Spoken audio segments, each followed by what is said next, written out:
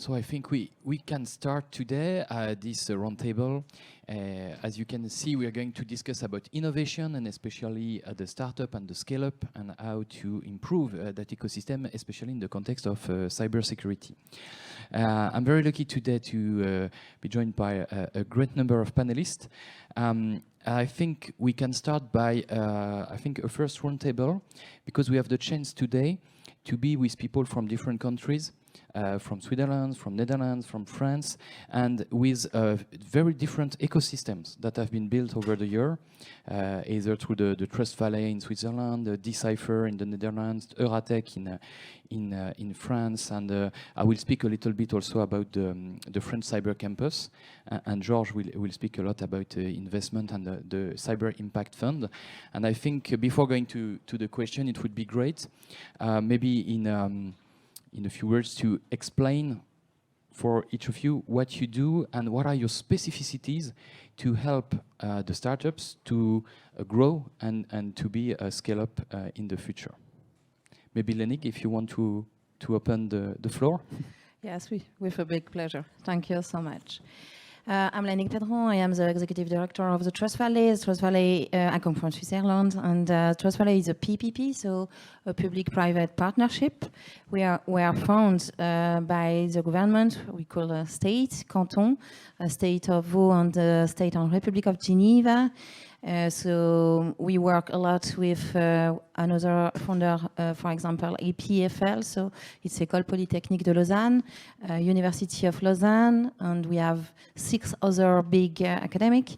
And what we do, it's only two words, it's economic development.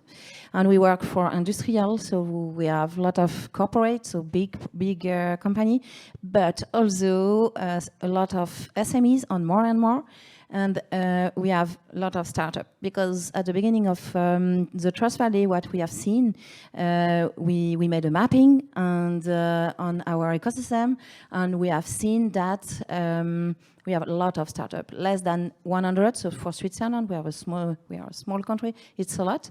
And what we have done with that is created a program dedicated to startup named Tech for Trust. Right now we have 65 alumni in this program, and this program we had three seasons, and we are working on the 4th season. We are scouting, so it's free of charge for startup.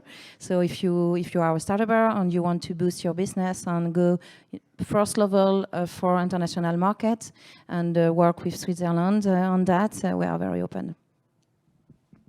Thank you. Maybe going to Eddie now. I will finish with you, Georges, because you're it's not exactly the same ecosystem. Maybe if you can explain us what Decipher is doing in the Netherlands. Yes, I will.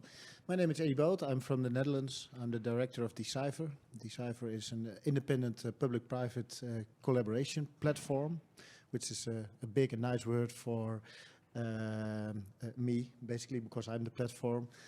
In the Netherlands, we have what we call a polder model, which is intranslatable, I guess. We used to fight against the sea because most of the Netherlands is lower than the sea level of the North Sea. And that created, for the last couple of centuries, a certain culture in the Netherlands of working together. We need each other, independent of your position or your perspectives or what your goals are. We have a shared ambition, and that is to have dry feet. And that also applies to cybersecurity. There are a lot of actors involved in cybersecurity innovation, as you all know. You got the government making policies and regulation, standardization. You got the industry creating innovations by means of new products and services. You have research institutions, you have the educational institutions, and so on and so on. And it's my job to make them work together. And to refer to your question, what do we specifically do for startups and scale-ups is, well, one particular aspect I want to highlight is that we start with the end in mind. When I talk to startup and scale-up people, they always say, well, we want stimulation and help in creating new innovations, but most of all, we need clients. Because in the end, you innovate towards a new product or services, and you need clients that are willing and able to pay for them, who actually need for them. And when I say we start with the end in mind, I'm also working in the ecosystem building that we do is to involve end users, potential end users at the beginning of the innovation process, so that in the end of the innovation chain, you really have a customer base. So that's one particular aspect of startups and scale-ups perspective from INCYBER. Thank you, Eddie. Maybe if we continue with Nicolas on the specific ecosystem you built in Lille with Euratech. Well, we all do the same job. That's fantastic, helping startups. So my name is Nicholas Bryan. I'm the chairman of Euratechnologies. Euratechnologies is the largest startup incubator in Europe. We have 200 startups produced every year. So why such a high number? Because we are also the incubator that is the earliest incubator. 50% of the people who get into the incubator haven't even incorporated their company. And we are also one of the oldest startup incubator in Europe. We got started in 2006, so just after Y Combinator in the US. Clearly, we were not looking for the same business model. We were not looking at crazy financial valuations. We are looking specifically at how many jobs the startups create, and quality jobs, preferably. The reason why I'm sitting at this table is probably because the last incubator we launched is actually what we call a cyber campus. So we will be incubating 15 cybersecurity startups starting in September. We will be also housing the training center of the Ministry of Interior here in France. So each policeman will receive a cybersecurity training in Lille at Euratechnologies. And finally, we have gathered a pool of academic partners and university partners so that we create this pool of talents. And I guess that will be one of the key elements of our conversations. How do we create a massive pool of talents for startups to turn into scale-ups? Thank you. Thanks, Nicolas. Georges, maybe? Yes. Thank you. So I'm Georges Lotigier. I'm engineer, R&D engineer, basically, and a multi-entrepreneur. I've created Netask with Storm Shield that I have sold to Airbus Defence, a firewall company, cloud service provider, Scalair, object storage software, OpenIO, that has been sold to to OVH. And now I'm managing, I'm the CEO of Vade Secure, Vade, worldwide specialist in threat detection and response in email flow, which is one of the main concerns because more than 90% of the cyber attacks are using the email. And with the conscience in the fact that it's very difficult to go from startup and to scale up in Europe and in particular in France in the cyber security environment. We have last year funded a venture capital fund dedicated to cyber security, which name is Cyber Impact Venture. So it's dedicated to the early stage cyber security startup. And the particularity of this venture capital fund is that this has been created by 4 multi-entrepreneurs in the cybersecurity and 70 independent investors coming all from the French cybersecurity ecosystem have invested in the fund. The fund is, we will achieve something like 60 million to invest in something like 30 companies. And the goal, as soon as we are all entrepreneurs in the cybersecurity, the goal is to help the ecosystem from the small company to become international and to learn, to exchange our experience and help them to learn and advise to be a scale-up. So the goal is to try to transform the ecosystem in France and in Europe. We invest in a French company, but also European company. And today we are on 6 investments, one from Switzerland and one from Netherlands, and the other are French. Thank you, George. I will finish the roundtable by by explaining that I will be the moderator today, but I'm also part of the Cyber Campus, the National Cyber Campus in Paris, that was launched in early February. And as you said, you were the oldest incubators. I think the French Cyber Campus is the youngest because it opened 3 weeks ago. Especially the Cyber Campus is going to have an innovation program based on 3 different steps. The first step is what we call the Startup Studio, and the name will be the Cyber Booster. That is really at the ideation phase, where entrepreneurs have a first idea and they want to transform it into a product. So this has been launched, as I said, 2 or 3 weeks ago. The second stage will be a startup accelerator. There are still discussion on who is going to lead that. The auditions have been made in the last week, so we should have this accelerator in the coming months. I think early September it should be launched, and there is a third stage in that innovation rocket at the campus. It's for the large companies, or I would say the SMEs.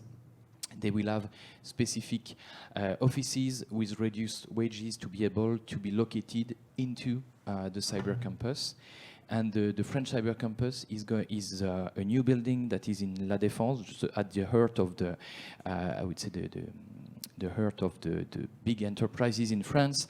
And that's a building that incorporates many different kind of actors, starting from research with the INRIA, the CNRS, going through many large enterprises. Most of the CAC 40 companies have a delegation there. A lot of industry players in the cybersecurity, Orange, Capgemini, Thales, Soprasteria, Atos, all the big players in France are there. And there are also many players regarding the cybersecurity ecosystem, including, and I think it's a common point between all the incubator we were talking about, including investment from the state with a large delegation from different ministries of Interior, ministries of Armed Forces, and also our French National Cybersecurity Agency that will be in the building. So that's for the campus. If we look at the situation now regarding the cybersecurity innovation at European level, I think there are a few figures that have been shared. I won't mention tens of figures because it would be quite dull, but if we look only at one figure, which is the fundraising over the last year, if we look at what happened in the US, it's 14 billion. If we look at what happened in Israel, it's 1.6 billion. And if we look at what happened in Europe, we are at 1.9 billion. And if you compare that to the number of people in the respective area, you can see there is quite an issue. So that's really the goal of the discussion we're going to have today. I think we all share different point of views and angle of analysis. And I would ask you maybe a simple question with regard to your experience, with regard to what you see concretely every day. What do you think is missing? What must change, and what is the most important thing to change? And I will ask Nicolas. Wow. So I'll start with a joke. Last time I went to Tel Aviv in Israel, I met this very important VC guy. And he told me, Nicholas, you French people are a little bit crazy. You think that a startup gets created by 3 people in a garage. We Israeli people, we are very reasonable people. We know that a startup gets created by 3 people in a garage at the Ministry of Defense. So this is what is missing. Clearly, so the Ministry of Defense doesn't have a big garage. No, if I may, We created one 2 years ago with the Cyber Defense Factory, but If- it's starting. if I may, just look at what our European generals do once they retire. They go to a large corp. Look at what Israeli generals do when they retire.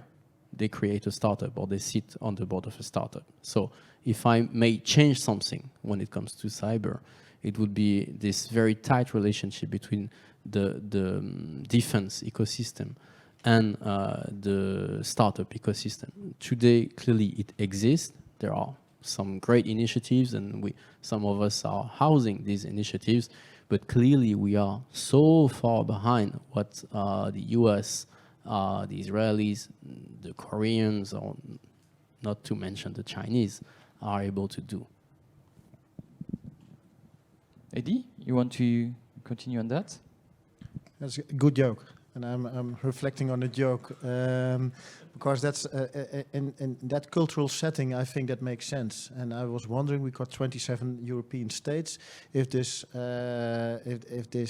defense garage setting, so to say, as a metaphor, can be applied to European states as well. Because the cultural differences between the 27 European states are huge, but they're maybe even bigger compared to the Israeli ecosystem, what is completely evolved around innovation, from indeed the military start towards startups, scale-ups, and so on and so on. So it's more I don't have an answer for that, but it's more a question. How do I think we need an analysis of the cultural differences and then maybe an integral perspective in development on how to translate those best practices towards our cultural settings. We're talking a lot about Israel because it's like, you know, the country we always mention when talking about cybersecurity, but we can talk also about the United Kingdom. If you look at the fundraising in United Kingdom, it's 900 millions. In France last year, and in France it was only 600 million, and in the 600 million there were 300 million only for one company, that is Ledger.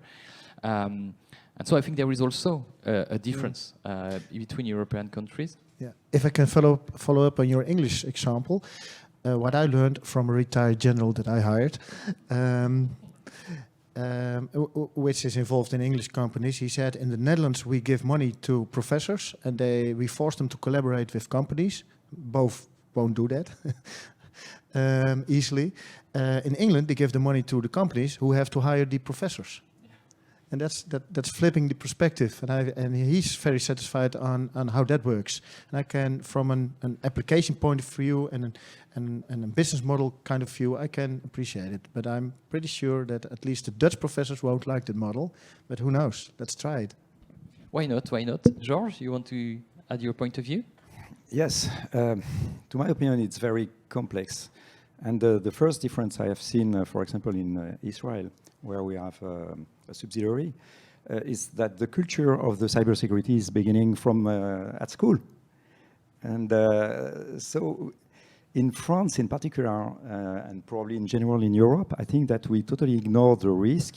We are not conscious of the importance of the cybersecurity, and we discover that when we are working, and we are not speaking of that from the beginning. And so, in fact, the consequences are multiple. We have a very low number of cybersecurity specialists. There is no woman, absolutely no specialist in cybersecurity. I wonder why. This is something we have to change also. I'm speaking in France. I don't know if it is the same in Europe. And also something special is that when we create a company, as you said, Nicolas, we start in a garage and we start to sell to direct customer in general that we know in Paris and so on. And we are thinking that France is a big market and it's only 4% of the market. And we don't think international. And when we have to scale up, we have no idea of the product marketing, how the channel is structured in the other country. And Europe is just a mirage. nobody in Europe is knowing the cybersecurity ecosystem of the neighbor. And personally, I don't know what are the players in Germany, or it's common. So it's very difficult to change that. But to my opinion, is firstly we have to change education from the school on the cybersecurity, on the entrepreneurship, in the IT in general, and think international directly. In Israel, they always start okay with some help public with public business, but it's not the case for everybody in Israel. But they all think the US market, and it's more easy to sell in USA than in Germany today. That's it. And also, I have to add that all the analysts are looking for the player who are international. If you sell only in France, you never will be seen by the analyst. And in every country, the channel of distribution channel is looking at who is seen by the analyst in the Magic Quadrant of Gartner. So this doesn't exist in Europe too. So if I'm taking the example of Vade, we are doing 30% in US, 20% of our revenue in Japan, and only less than 10% in the rest of Europe, 5% in the rest of the world, but the Europe is very, very difficult market. And so firstly, we have to structure to try to find something common in the European education and to exchange the data, I don't know how, but also for all to think product marketing international. And yes, it's a long journey, to my opinion. So I said, what is the thing you want to change? There are plenty, indeed. Lenny, you want to continue? Yes, thank you. I just want to share with you what we have done last 4 years. We created the program, the Tech for Trust, to help startup at the first season. We thought, oh my God, it will be very difficult to find 10 startups to boost. And we found 15. Good project, okay project, we say. After that, the second season, we found 27 startups, and we received, I think, 200 proposition, postulation. And it was really a different kind of market. And for the third season, we finished it in March this year. We have both 30 startups and a very nice startup. What I want to say about that, it's, I think 3 years ago, the market was not mature. The maturity of the VC relative to cybersecurity was very low. We work with VC corporate, with business angel, and different kind of investor. And what I have seen in the last year, it's really a hub. I think we raise a lot the maturity, the understanding, and all relative to that. And for me, it was normal that cybersecurity was at this point in Europe. And I'm sure we can do the thing different and better with this kind. I just want to give you some example. A startup that we boost, the startup was open, I think, in the COVID, March 2020. So, wow, difficult. But very good for them because they made a pre-seed. And after that, we work with them to seed. And for a seed, it was 5.2 million at the beginning of this year. So for us, it's a lot for only a seed. And they finished second of the Tech for Trust last year, and they are Swiss. This is a Swiss startup, and they won the prize, the award of FIC. So you can see them on stage tonight, and we are very proud to that. And what I found very nice is that. They are Swiss, but they work with France, also with Netherlands and other markets. So I'm sure we can do happen. One another story about that, and the unbelievable story, I think. Oh yes, about a strong network, what I want to say, it's not US investor, but Finland investor. So it's a new way to see that too, I think. It's really new. And another startup who funded 43 million in March this year, relative to data privacy. And what I see about that, this is a huge market on it in Europe, because we are different than US or China for that, and I'm sure we have a lot of skills on understanding how to make it happen. And this startup, the name is Nime Technology, and they created a fund, but with US investor. I don't know, Andreessen Horowitz invest on them, on Polishen, if you know the investor. And they created a fund of 300 million to support the startup too.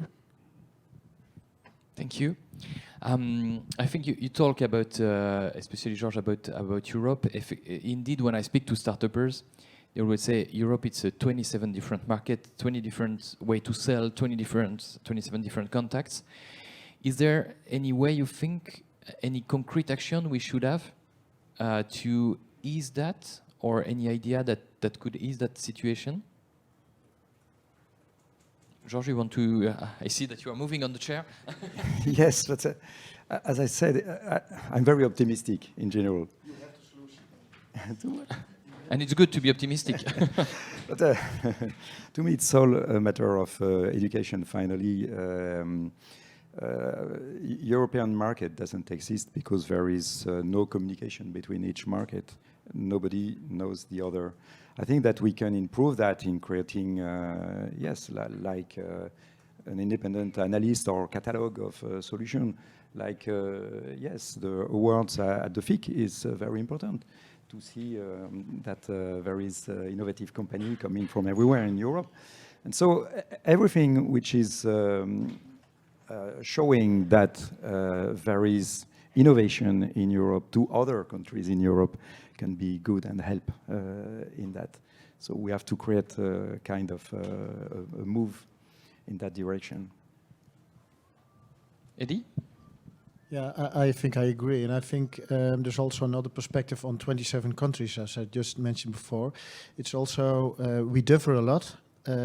Maybe that also offers opportunities, because in the diversity in Europe, we have to solve problems differently, apparently. And maybe that can be a unique selling point to more a global or unified market. I'm not sure. I think the two of you have are more closely working together with scale-ups and startups. But that would be my hypothesis, that in the diversity in Europe, we have to create some kind of creativity and different perspectives and diversity in the solutions that we have. Is that a unique selling point for us? Or could it be? To my opinion, it's not, the more important is not a unique selling point, but unique point of information. Yes, there is several answers to that. A unique point of information is a way. But also the structure of the distribution channel can help. And in general, one of the problems I've seen when I'm looking at the startup, they are selling directly. And it's more difficult to sell directly in each country because it's different. But there is some pan-European distribution channel. And if you are channel ready, it's more easy. So it's not a unique selling point, but there is a structure to learn to work with. And giving this information, it's also a matter of education to the startupper, can help to find the right way in their go-to-market also. Lenny, Nicolas, you want to complement that? Yes, thank you. Maybe one thing to Nicolas talk about the cyber campus. And in Switzerland, we open a campus, the campus of Economy of Trust, so a little bit larger than the cyber campus in France. And I think it's a problem of an issue of, it's not an issue of territory, of frontier. We really need to work with more valley and talk about, for example, working together with cyber defense, cyber campus, because we have the cyber defense campus in Switzerland as well for that. Cyber campus in France, and us in Switzerland with this kind of other campus. And I think we have to work at several levels like that, and we can push startup in our program, and after this same startup can go in another program. It's really cooperation, and we call that in Switzerland competition. So it's collaboration and competition. Yeah. Nicolas, a word about that? I mean, to me, is really cash is king. So it's really about where your first euros are going to come. Where are they coming from? We don't have cybersecurity startups that get their funding from a German business angels. If they're French, for instance, I don't see any English VC in cybersecurity startups in Poland or somewhere else. There are very, very little cross-border investment. And so if I may extend some advice to the startup founders in the room, is just look for a truly foreign investment at seed stage. If you're a French startup, you should go after a German business angel. If you're an Italian startup, you should go for a French business angel. There is one that is absolutely excellent in this room. So it's clearly about creating transnational bonds, and then I will come back to the market size. But how do you find them, the cross-border investors? Because they are hard to spot. It's really, really hard, but I do believe that's also the role of our structures. I mean, incubators, if they are not able to connect you with a business angel in their ecosystem, they're worth nothing, right? If you want me, if you're a German guy or a Spanish guy and you're willing to have a French business angel, I should be able to connect you with some great people. And I'm sure that if I ask Lenig, I will receive that. So yeah, I mean, we've had a whole debate after the Corona crisis. Are we after the Corona crisis? Yes. Yeah. Yes. We've had a whole debate about are incubators still useful after the Corona crisis? Do we still need offices? I do believe that we don't need incubators for office space, but we clearly need incubators for this kind of thing. The connection with investor, the connection with corporate. There are plenty of very useful things that the oldest incubator in Europe can do. And I think we could link all our ecosystem together, and could be very efficient. Maybe we can take a first question from the room, if there are any. Yes? Yeah, we know that in cyber the problem is not so much to have startups. There is a lot of startups, and in France, especially in Europe as well. But the problem is to have scale-ups and EU champions, because there's also a question of sovereignties in cyber. How do we unlock the funding in Europe, and how do we keep startup in Europe and provide them to go to be brought up in the US, for example, or Israel? And you mean funding to have scale-ups? Because I think there are lots of funding for Series A, Series B, but large fund? Series and larger tickets, basically 100 million and above. What we have seen in our ecosystem is that a lot of difficulty of startups come from to go to scale up, good scale up, on to Series B, C, D, came because of a bad first round. And sometimes it's difficult for startups at the first round to have a better understanding of how they can do that. And I think we have really to work on it. And second things, we have also in Switzerland created some program dedicated to to scale up. So we have the startup, and after that we have scale up. And we thought at the beginning that we have only one track, but it was not possible for scale up. What we have done, it's one track go to market and really boost on the proof of concept, pilot, and blah blah blah. And the second part is really to help with academic. For example, IMD, I don't know if you know, it's a worldwide relative to business. And startup, when they begin to be scale up, they are not linked at this kind of very large market. And we work on that and boost all the lack of the scale up.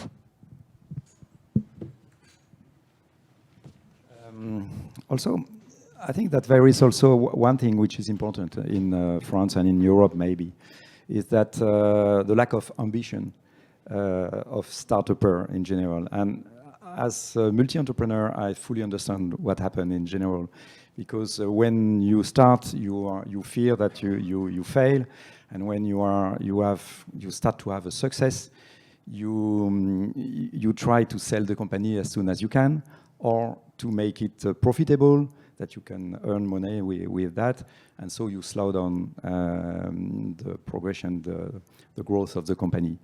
And I understood that in US and in Israel, at each level of the fundraising, A series, B, C, each time the founders are cashing doing a part of cash out. And this is really important because they are earning money, and so they are thinking personally that they take less risk.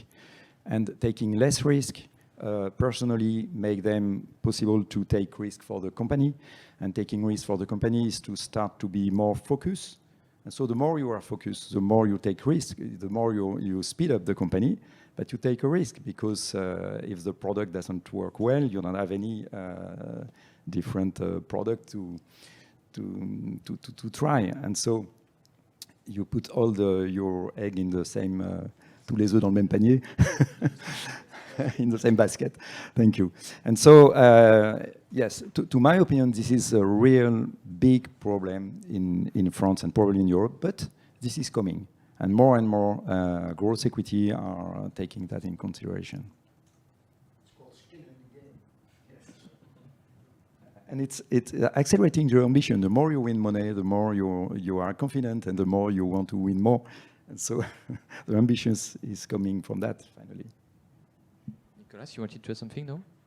Yeah, I may diverge slightly here. I'm not quite sure this is a question of mindset. I mean, you're the perfect example that we are able to produce great founders on this continent and serial entrepreneurs.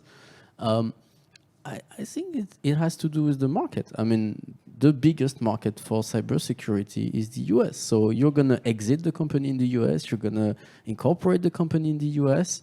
You might IPO in the US. So it's clear, as long as we haven't cracked this, and you mentioned that earlier, as long as we haven't cracked this issue of having this common market and you know, big European corporates buying our startups, we will have this problem. But I'm not quite sure it's a question of mindset from the founders. We've seen many great founders, the founders of Darktrace. I mean, there are some great people building great companies. And if I may maybe switch back, to me the lack of ambitions is not so much the question of startup founders, it's really the question of the big corp. The European corporates, they invest so little money in European startups compared to their US counterparts. I mean, I'm very, and sorry guys if you're in the room, but I'm very pissed against Thales, and Soprasteria, and Orange Cyber Defense. You just look at all the logos of the sponsors for this event. I'm not mentioning Wavestone. Because we're not in the same category. These people clearly lack ambitions. They should be writing fat checks to startup founders. They should be acquiring their companies And that's how you get ambitious people, you know. Yeah, at least they get money out of the value they have created. In the US, well, they're ready to take their risk. The CFO at large corp, they write fat checks. Sometimes it works, sometimes it doesn't work. But at least that's how you get ambitious people. I wouldn't put that so much on the startup founders. I feel like you're being cruel.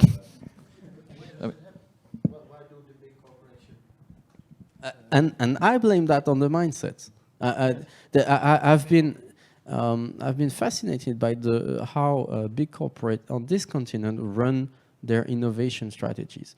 You know, you start a little incubator and you sponsor the FIC, and no, that's not how you transform your company. You write a fat check and you acquire a startup that is going to just transform your business model. Not my 2 cents. That is a huge mindset change for big corporate, for sure, especially the one I know. But I think what is really interesting, what has been mentioned just before, is that now we are starting to have role model in Europe of entrepreneurs that really succeeded in the cyber field and that could show the way for the next generation as well, especially regarding this ambition question. Any other question from the room? Yes? Yes, we spoke a lot about the US and Israel, but on what kind of technology should the European Union differentiate to have scale-ups?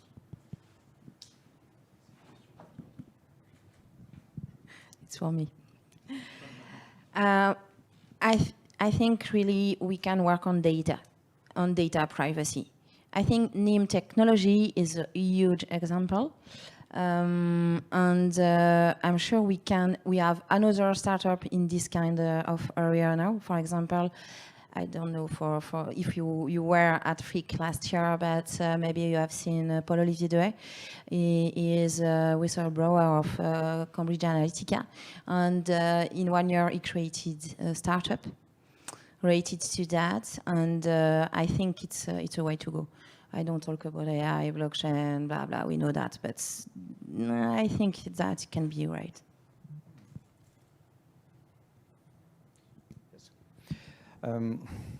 Yes, I'm totally okay with you, Lenig, but to my opinion, we can add also the fact that we are very good researcher in France, and so to my opinion, AI is a way where we can invest, but also the fact that we are smaller company than American company, for example, in the cybersecurity, or Israeli company, we can use that by working on a different go-to-market. And for example, we are thinking that the cybersecurity need more and more to be open and to collaborate with other cybersecurity segment. And so we are too small to cover all the different segments, but we can be more open. And this is making us different in the go-to-market in one way. So the first is partnership with other cybersecurity vendors. And the second is that this allows us to address the MSP and MSSP market, who are trying to acquire the best of breed of each specialty and don't want to work with the big players. And so if we are very good in one specific technology, and we have to be the best of breed of that to succeed, this is one way we can differentiate from American ecosystem. Can I add just something? I don't talk about the domain, the field of application, and I think in spatial, because I was in a roundtable this morning relative to cybersecurity on spatial. It was the first time at FIC, I think this is a huge market for startup. On scale up, because a lot of money and it's not easy, an easy way, but I'm sure, yeah, spatial could be really great. Well, we should do everything. I mean, Georges mentioned, yeah, we're 4% of the market, but still, I mean, just France itself is the second biggest budget of NATO. So it's actually, we are quite disproportionate compared to the size of our population. So there are market opportunities pretty much for everything. We realized if I look just at 3 things that really are interesting to us at the moment, we are very much looking at everything that is cybersecurity for payments solution, especially cybersecurity for fintech. At the moment is really hot, and everyone is cracking a little bit of piece of the market, but no one has really solved the entire thing. Remember that here Lille is one of the European capital for e-commerce, so it's clearly something very hot, and there are huge opportunities. And if you guys want connections with large corp that are looking for solutions, that's clearly the place. The second thing that is really interesting is industry, and especially robotics. We've seen a massive amount of tech challenges. How do you secure the supply chains? Especially after the Corona crisis, everyone is revamping its supply chain and needs cybersecurity solutions for this. And the last one, I will totally go for space tech. We're still a great continent when it comes to space tech. France is a big country for space tech. So there is clearly a market on this. We're a little bit lagging behind the US on this, but there is a market and there is talent. There is great talent. I would add something on that, is that if you look at cyber and if you look at the economic environment of Europe, we have many large companies, but they are mostly not working in the tech sector. And so when they invest in cyber technologies, it's mostly to protect their assets. And they don't want to differentiate. They don't want to try new and innovative things most of the time. What they want is something reliable, that will work, and that will protect their assets. And so it's different from mostly the US, where there are a lot of tech companies that could differentiate by trying new cyber solution. And I think it's something we should look at also in Europe, is how do we start startup that will do cyber for business? Like the payment you mentioned, the fraud detection, like everything related to privacy as well. When you look at what Apple is doing on privacy and differentiating from other actors with privacy, and I think on the privacy topic, we are in advance in Europe. So we should push and try to push entrepreneurs on working on having tech that will make a differentiator on cyber for business. And that is something that could change the situation we're living in the field. Another question? Yes. Yeah. Do you think that the large and global companies are ready to buy from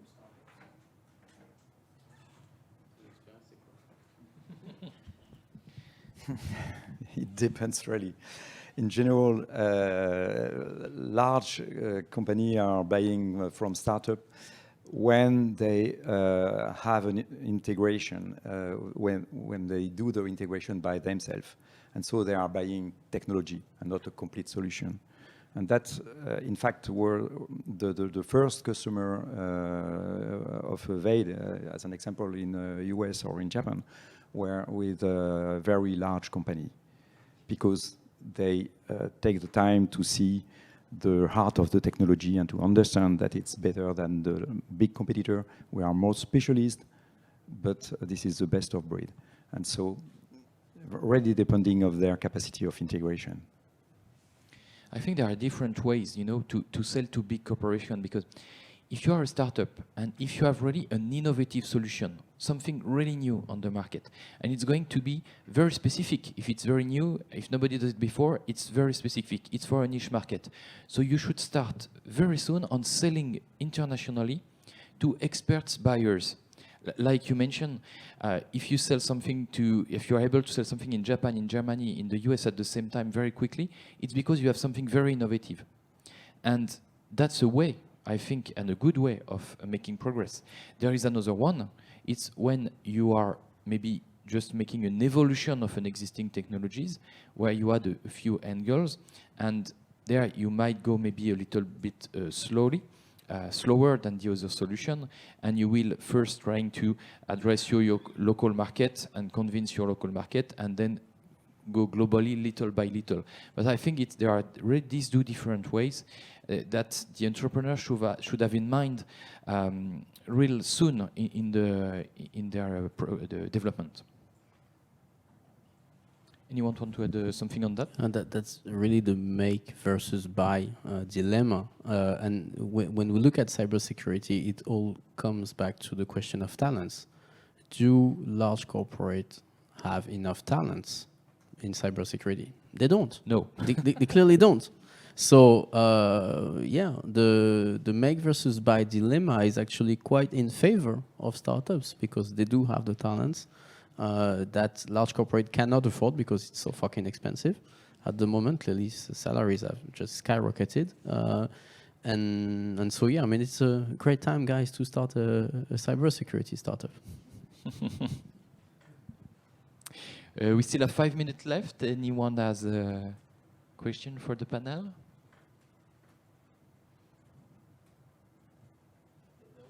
I think there was one there. Yeah, it's coming back on the question with the large corporate.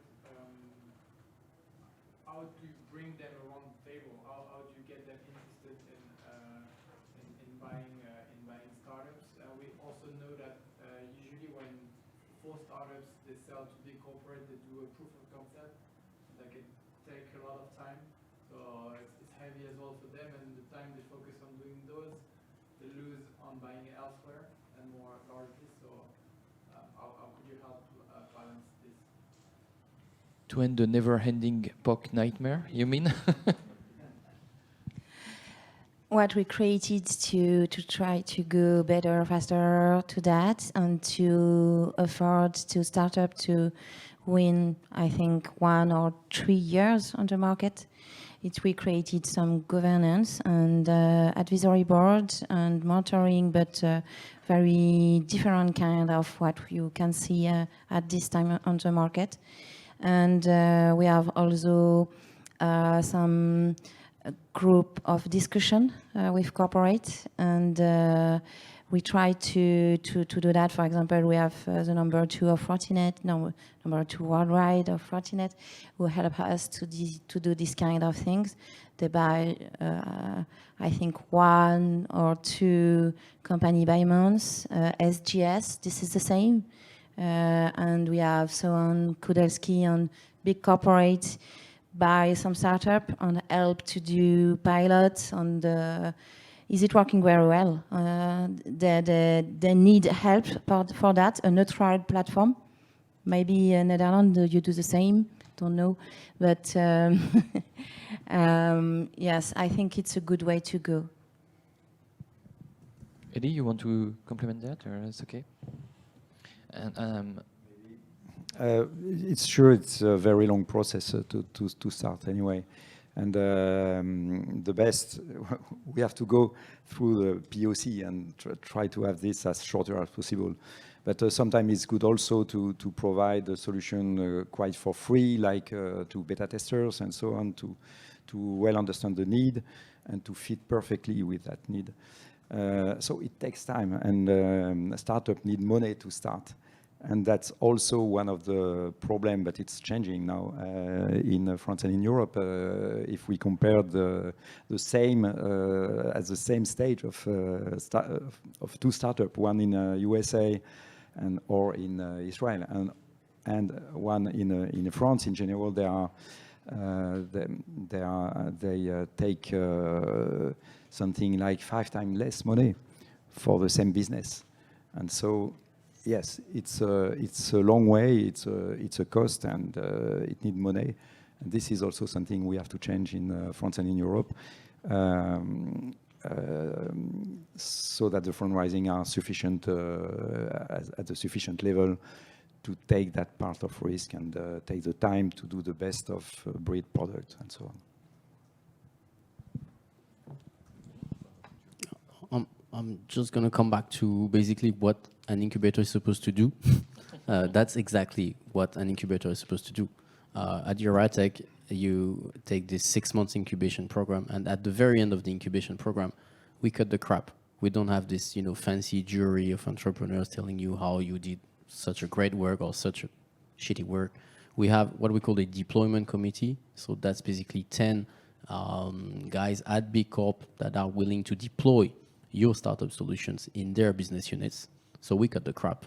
We don't have this big corporate just, looking around and chasing stuff. And we do have also, so you pitch in front of them. They decide to deploy your solution or not. And then the second thing is the investment committee. You get to pitch in front of them. Part of it is corporate venture people. Part of it is business angel and venture capitalist. So normally, if you get into a good incubator, you should get these big corp that are willing, to sign your very first contract. So yeah, and by the way, also that's the purpose of a business angel. If you have a business angel sitting on your board, normally he should be opening up doors for you. I see that there is another question here. Yeah, how do you support startups in protecting their IP? We have I'm going to be provocative. We don't. Execution is key. You can have 3 people having exactly the same IP and rights, or just cracking someone happy. Execution is key. Are you building a good product or not? Sorry for being provocative.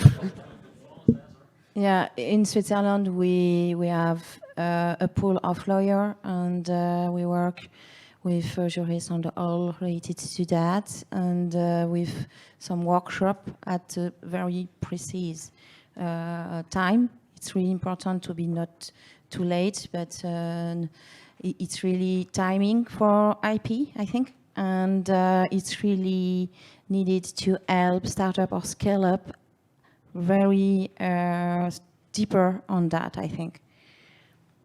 You can't block anything, but it's very important to do that, because startups on the scale up really don't know how to do that on what is the timing. Thank you. Does anyone of you want to add something? Or because I think we have 1 minute left. I don't know if there is a... The best way to protect your IP is to scale fast. And that would be no... that's not... that's very interesting, indeed. Totally agree, yes. And I think something I would remind from this roundtable is I think the ability to see that we have different models, but we are also targeting the same thing at the end. It's a more stronger Europe at the continental level, I would say. And I think I was very happy to be with you today and to have to create maybe a link between all our ecosystems, because I think it's through these kind of links that we are able to create more scale up, especially as was discussed regarding investors, regarding different committee, deployment committee that maybe could share ideas between different countries, and really to be able to go from that startup stage to that scale up stage, at least at the European level. So thank you very much for being here today. Thank to the audience as well. And I think I wish you a very good day.